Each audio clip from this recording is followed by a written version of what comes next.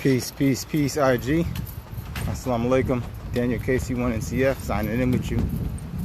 Today's daily survival tip number 3 is to settle debts and eliminate differences. Settle debts and eliminate differences. That is survival tip number 3. And it's something that we definitely want to take seriously and get on a move on like right away. It's not something that you can waste time with because we don't know the day, we don't know the time, we don't know the hour. Disaster strikes without warning, and your survival is paramount. So what are we talking about here? I started a new series of daily survival tips. They're in no specific order. This is the 3rd one. We're going to give a new one every day. This is no specific order, but I do think this belongs high up on the list. Why? Because when you talk about survival preparedness, there's a tip coming up that's talking about building community, right? But the reality is that it's hard to build a community in a situation where you have enemies, you know, because you're not the only person that interacts with those who may be considered enemies or those you may have had a falling out with. And how you interact with one person could affect the ability of you to be able to interact with another.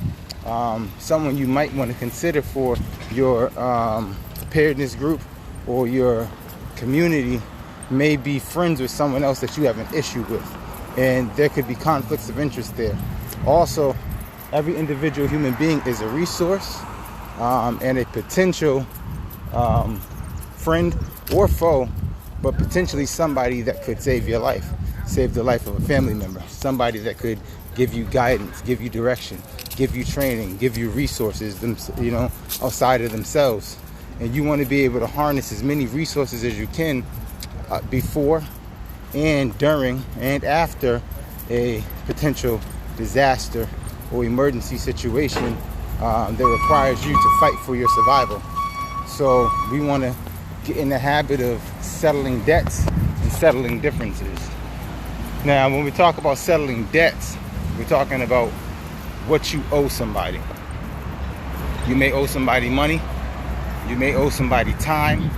You may owe somebody a resource. You may owe somebody an explanation.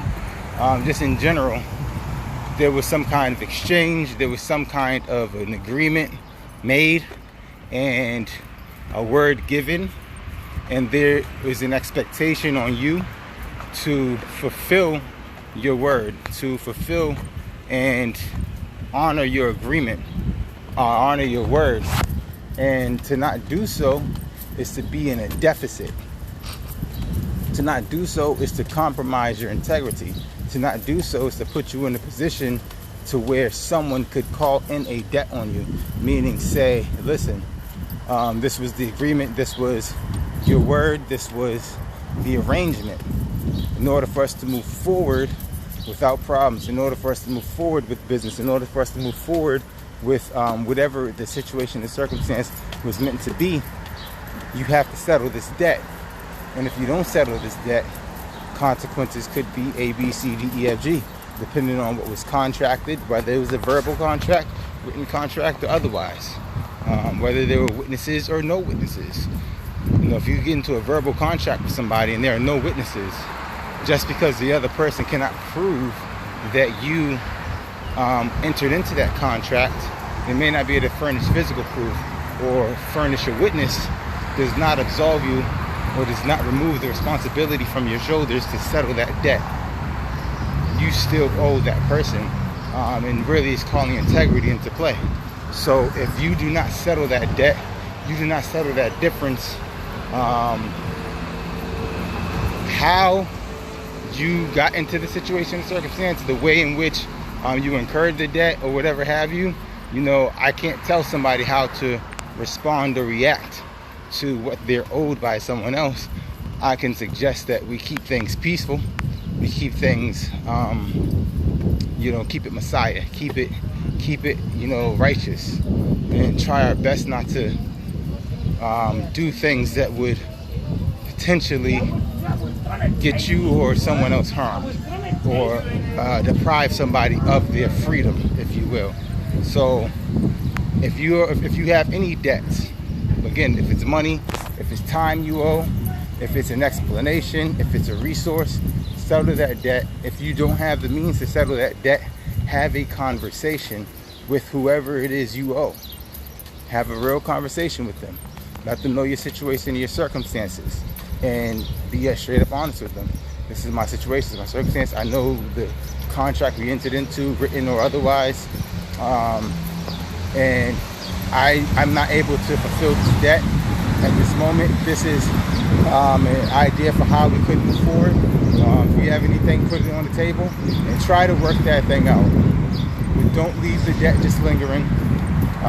Don't leave yourself in a position to be considered negligent, to be considered untrustworthy. Don't put yourself in a position to be considered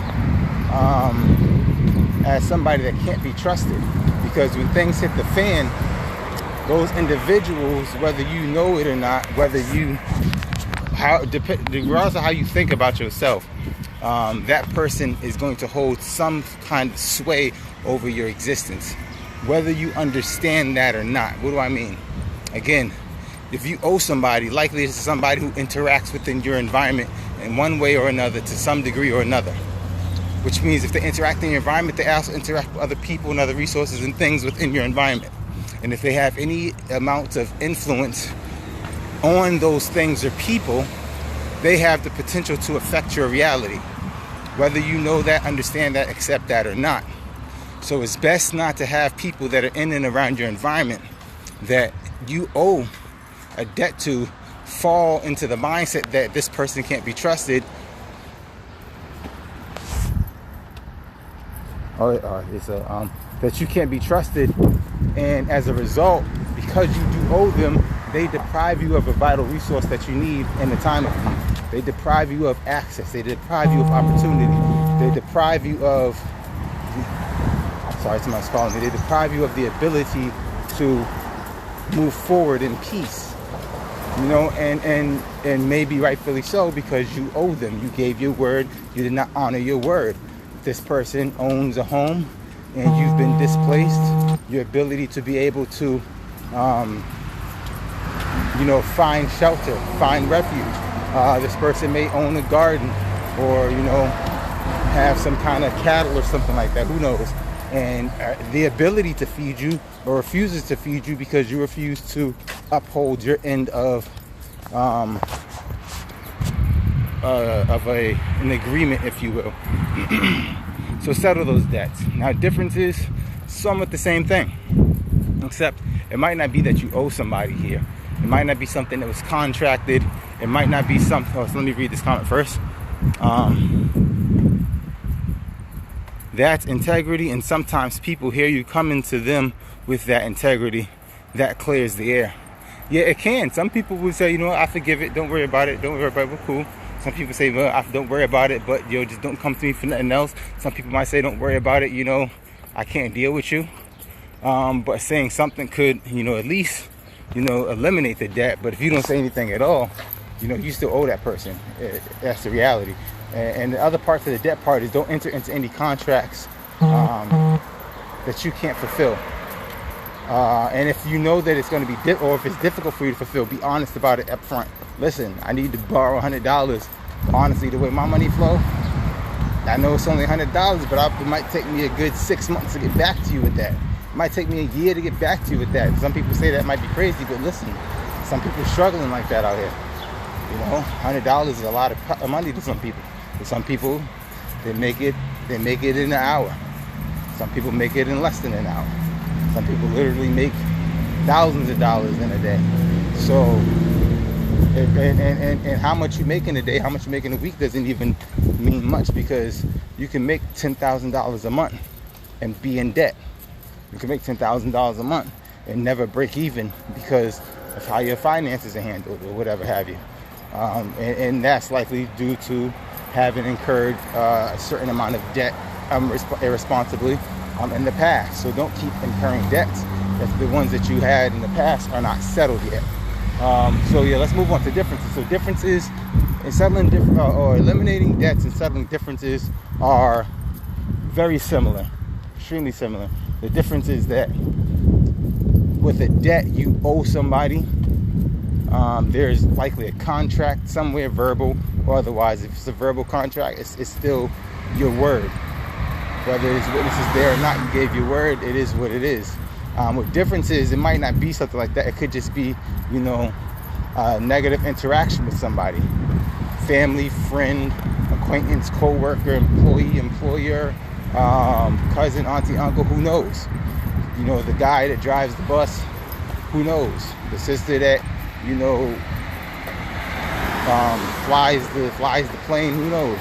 But for some reason, you had an interaction with somebody that didn't go the best way that it could. And because of that interaction, you and or the other individual develop some degree of a negative thought towards the other or each other. And because of that, you're unable to move forward in relation to that person in a way that is conducive to positivity, conducive to building something, right? And again, just like a debt, there becomes something there. Something can grow from that to where, okay, well, I had an interaction with this person and I felt they could have apologized, or I felt they could have handled it different, say, my bad, but they didn't. And then I see this person again and they still don't say nothing, or they act like everything's all cool as if there wasn't a problem.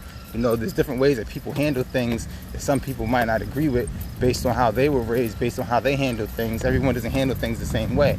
But when it comes to settling difference, the key here is to be honest. The key here is to not sugarcoat. Now, you can be honest and you can not sugarcoat. You can tell your truth. And sometimes how you tell that, I'm giving you the unadulterated truth, but it's how you're doing it that's wrong. That's the thing. Some people don't, some people want to be bowed to. Some people want to be, want you to kiss their feet. Some people want you to, worship them. Like, okay, I'm giving you the truth. This is how I give the truth. And we should be able to say, okay, I understand. And say, okay, well, you should handle it a little different, but I understand, I accept your truth, and this is how we can move forward from here. So the key is to get the truth out there, no matter what, regardless of whom or what. How you do it, I can't tell you, because your personality, your experience, your demeanor, your disposition, is based on a whole plethora of things that have to do with your environment and how you interact with it over the years, your upbringing and all that. So I can't tell you how to react to something, because I don't know your complete make. I don't know your composition, how you grew up and all that stuff. You might not be able to handle things a certain kind of way because of your experience. But what I can say is that regardless of your experience, you can tell the truth. You have the ability to keep it funky, keep it 100, and not sugarcoat. Do that. That's the bare minimum. But yes, try to have some tact, try to have some respect, try to go about it in a manner that doesn't actually worsen the situation. But don't let them linger on for too long. You can avoid it. If you approach a person trying to settle a difference and they do not care to, leave it alone. If you try to, you're being respectful and you approach them and you have the intention of just getting it over with, or you don't want to have the intention of just getting it over. You want to have the intention of settle the difference in order to move forward in a positive way, right? In a way that's going to produce something beneficial to the both of you. If that's your intention, or if it is just, like I said, just to settle it and get it over with, either way, if the person is not receptive to it, you try, and give them time. They may not be ready. They may not be where you're at. They may say, man, forget that. 2 weeks later say, you know what, he tried, let me approach them now. And then it might happen then. Or it could be a year later. Or they can tell you, I'm not, just give me some time, bro. I'm still dealing with it. There's things that happen as a result of that I have to settle. And until those things are settled, I'm not ready to settle with you. Whatever their situation is, if you at least take the initiative to be honest with the person, and even if you were the one who was wronged, be honest with them about how you was wronged and why, and what you feel they could do to correct it. Either way, because you could have been the aggressor, they could have been the aggressor, but you have the ability, whoever's listening to my voice, to take initiative on that, whether he was wrong or they were wrong, if he was right or they was right, and say, it makes no sense. Because again, just like the debt, there's going to come a day, there's going to come a time, because these are people who interact in your environment. If things hit the fan tomorrow and survival is on the table, your differences and your debts can and likely will have an impact on your ability to navigate that situation, on your ability to harness resources and access resources and build rapport amongst the surviving community, if you will. Imagine being out and about, you know, scavenging or something. Like think about it like I'm talking to you like it's a real life movie or something. And you're on your survival trek, and you come across a resource, but it falls within the boundaries of somebody who, you know, they happen to also survive, but it's somebody that you wronged or that wronged you, and you know they find you on their territory, and it's like, hold on, what you doing here? Oh, well, I seen these blueberry patch, and I haven't eaten in 3 days. And they're like, yeah, well, it's going to take you another few days in order to get something, because you're not taking nothing from here. And the next field where this food is like this many days away or some crap like that, who knows? I'm just coming up with some weird scenario, right? And they deny you access to that resource, or you're running for your life, and they have shelter, and it seems like it's the only viable shelter around, and they say keep it moving. Can't trust you, bro. Can't trust you, sis. You know what I mean? Don't put yourself in that kind of situation. Now, in the long run, we don't want to ever be in any kind of situation where we had to be looking for shelter, anything like that at all. But the reality is nations rise and nations fall, and eventually this one is going to have to fall. There's not a nation that has ever risen on this planet that did not have an end date. Not one. The only one that will rise and never fall is the kingdom of God. Once the kingdom of God has been completely raised, that kingdom will not fall. But that kingdom has not been fully raised yet. So until that happens, expect the ones that exist now to fall. And we all live in some nation somewhere. You know, because you could be listening to this in another country, on an island somewhere, or something like that, on another continent. And if that's the case, if that's the reality, then that nation will fall too, eventually. Maybe, hopefully, it doesn't happen in your lifetime. But if it does, you need to understand the importance of settling the debts and settling the differences that you've gotten yourself into or have been invited into in any kind of way, so that moving forward, regardless of situations or circumstances, you're able to have positive interactions with the other people in and around your environment that is conducive to both your and their survival. All right, so this is daily survival tip number 3. And you know, I've watched a lot of different people give tips in this, you know, financial tip this and this kind of tip and that kind of tip. And this short, me personally, I like to really explain things out. And so, you know, my daily survival tips, like this one, I don't know how long I've been on here talking, but, or I do know, 18 minutes. You know, I have tips that are longer than this. So go back and watch them. This is daily survival tip number 3. Settle your debts, or eliminate your debts and settle your differences. All right. Walaikum salam. How we doing? We got Bank Trap in the building. Ain't seen you in a while, bro. Thank you for tapping in. Do me a favor. Go back and check out my last 2 daily survival tips. I'm gonna be doing one every single day, a daily survival tip. The first day was daily survival tip number 1. I don't have them in no specific order. Was to, I'm drawing a blank. I know survival tip number 2 was to build and carry an EDC, everyday carry kit. That was survival tip number 2 from yesterday. Number 1 was, to watch the weather. So daily survival tip number 1 was watch the weather. Daily survival tip number 2 yesterday was to build and carry an EDC kit, which is an everyday carry kit. No, not last 2 posts, because I've gone live other times and posted other things as well. But you'll see the front of it. It will say daily survival tip number 1, daily survival tip number 2. But I'm doing these every day, and it's not quick tips. Is the point. They're not quick tips. I'm gonna say what it is, then I go into an explanation of it. So check those out.